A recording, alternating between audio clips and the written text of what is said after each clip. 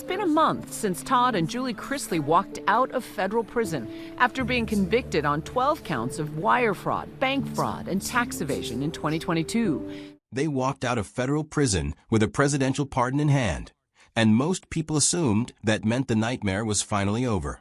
But here's the thing about the Chrisley story. Every time it looks like it is heading toward a quiet ending, something pulls it right back into the chaos. And right now, in 2025, things are not looking good for Todd and Julie Chrisley. Not even close to. Let's go back to where this all started to fall apart, because you cannot understand where they are today without understanding how deep the hole actually goes. Todd Chrisley spent years building an image that felt bulletproof. The big mansion in Roswell, Georgia. The designer suits. The $300,000 a year clothing budget he bragged about on national television. The show that made millions of people feel like they were sitting at the dinner table with the loudest, funniest, most entertaining family in the South. That image was the product. And like most products, it was built on something that was never meant to last. Between 2006 and 2012, federal investigators found that Todd and Julie submitted falsified financial documents to community banks across Atlanta to secure more than $30 million in loans. They claimed to hold a Merrill Lynch account with massive balances. When investigators actually checked, Todd did not even have that account at the time. When Heffinelli opened one later, it never held more than $17,000. The money they borrowed went into luxury cars, high-end clothes, lavish trips, and more houses. And when one loan came due, they took out another loan to cover it. A cycle that prosecutors later compared to a Ponzi scheme. By August 2012, it all caved in, and Todd filed for Chapter 7 bankruptcy, listing $49.4 million in debt against just $4.2 million in assets. He claimed to have $55 in his checking account and $100 in cash on hand. The same man who publicly said his family spent $300,000 a year on clothes listed his entire wardrobe at $650 in the bankruptcy paperwork. That contradiction is what pulled federal investigators in. And once they started pulling that thread, everything began to unravel. The IRS got involved. A bankruptcy trustee opened a separate investigation. Prosecutors built a case that took years to put together, but ultimately held. In June 2022, after a 3-week trial, a jury convicted Todd and Julie on every single count they faced: bank fraud, wire fraud, conspiracy, and tax evasion. Judge Eleanor Ross sentenced Todd to 12 years in federal prison and Julie to 7 years. Together, they were ordered to pay more than $17 million in restitution. Todd was ordered to forfeit $17 million. Julie was ordered to forfeit an additional $4.74 million. Their accountant, Peter Tarantino, who helped hide the money and lied to federal agents, was convicted alongside them and sent to prison on January 17, 2023. They reported to separate facilities. Todd went to a minimum security camp in Pensacola, Florida. Julie went to the Federal Medical Center in Lexington, Kentucky.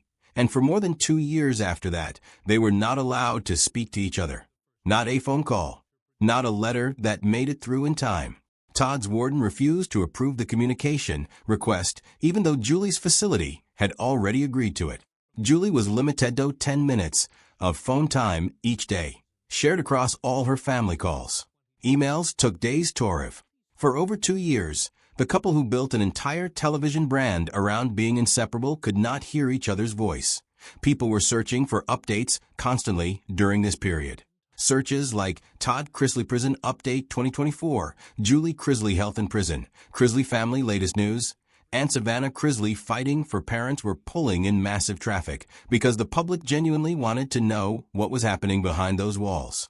And what was happening was not pretty. Julie came out of FMC Lexington with a lung condition she directly blamed on the facility itself. She told listeners on Savannah's podcast that she had been exposed to black mold and asbestos during her time there.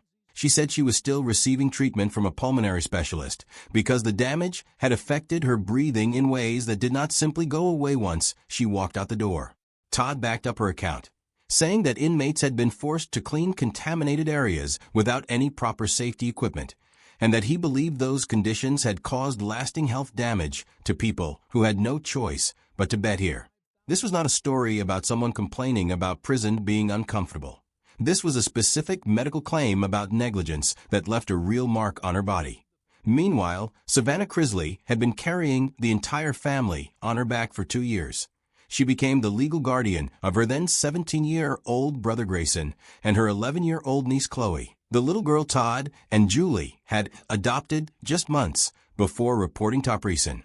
Savannah was 27 years old when all of that landed on her. She was also managing her own public career, running a podcast, making television appearances, and using every platform she had to fight for her parents' release. She wrote letters to judges. She spoke Tonga.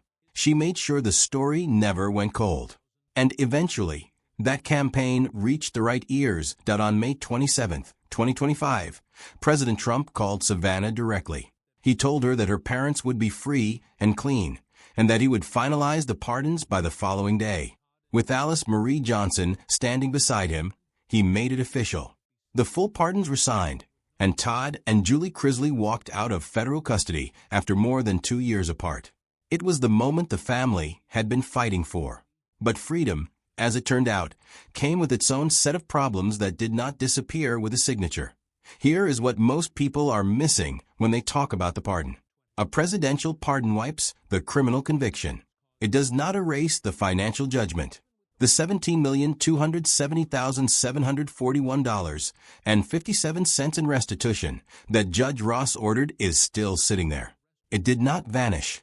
Prosecutors had already moved to seize a $1 million settlement the couple received from the Georgia Department of Revenue to apply toward the debt.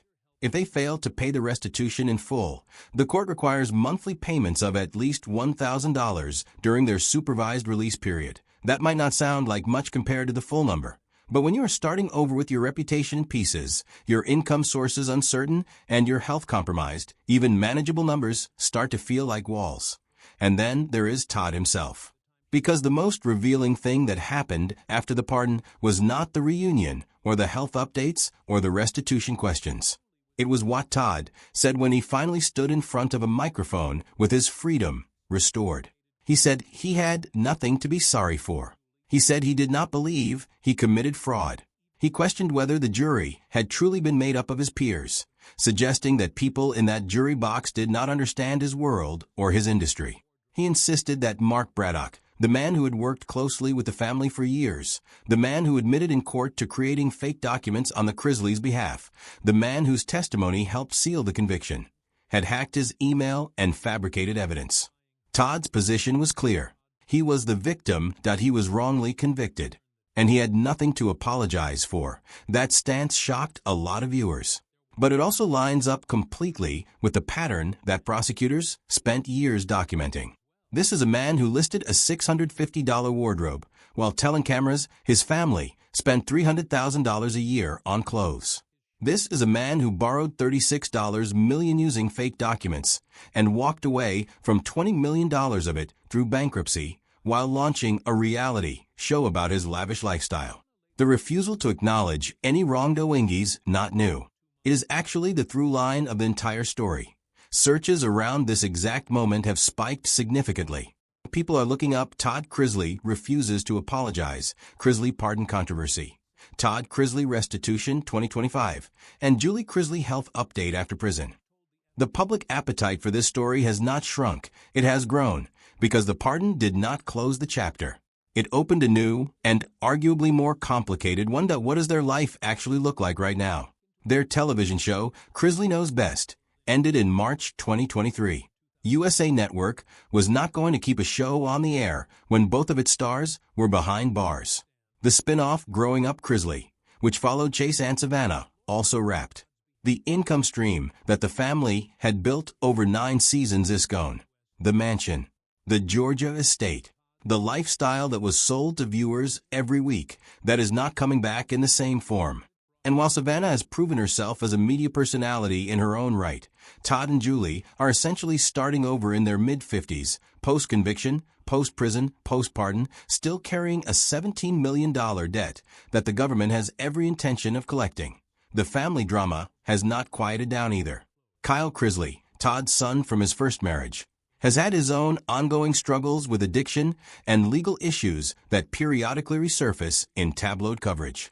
Lindsay Chrisley's complicated relationship with her father, the FBI emails, the trial testimony reversal, the accusations of manipulation, left scars that a pardon does not automatically heal. Families fractured under that kind of pressure do not simply reassemble because the legal situation changed. The emotional damage runs in a different direction, entirely that Julie's health situation may be the most quietly serious issue in all of this. Lung damage from black mold and asbestos exposure is not something that resolves quickly or cheaply. Pulmonary conditions can be chronic, can worsen over time, and can require ongoing specialist care that is expensive even with good insurance. Coming out of federal prison without an income, facing millions in restitution, and managing a respiratory condition is not a soft landing. It is the kind of situation that demands both financial and emotional resources that right now the Chrisleys are not obviously positioned to have. People who followed this story closely have started asking a different question than they were asking 2 years ago.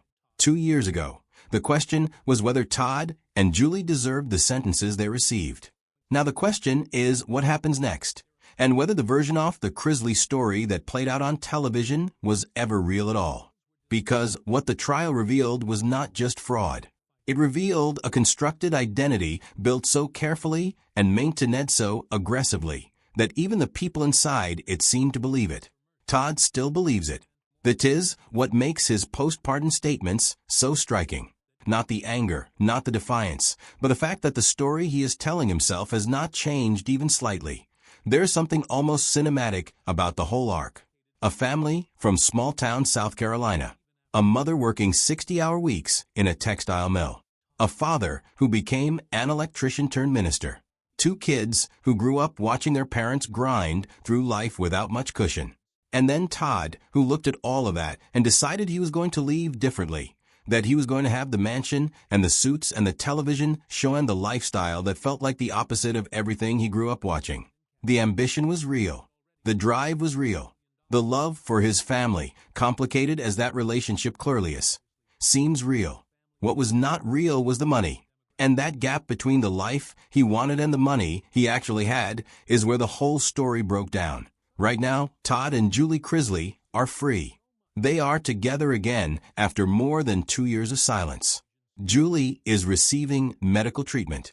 Todd is talking to cameras with the same unapologetic confidence that made him a television star in the first place. And the $17 million bill is sitting there, patient as a wall, waiting to see what they do next.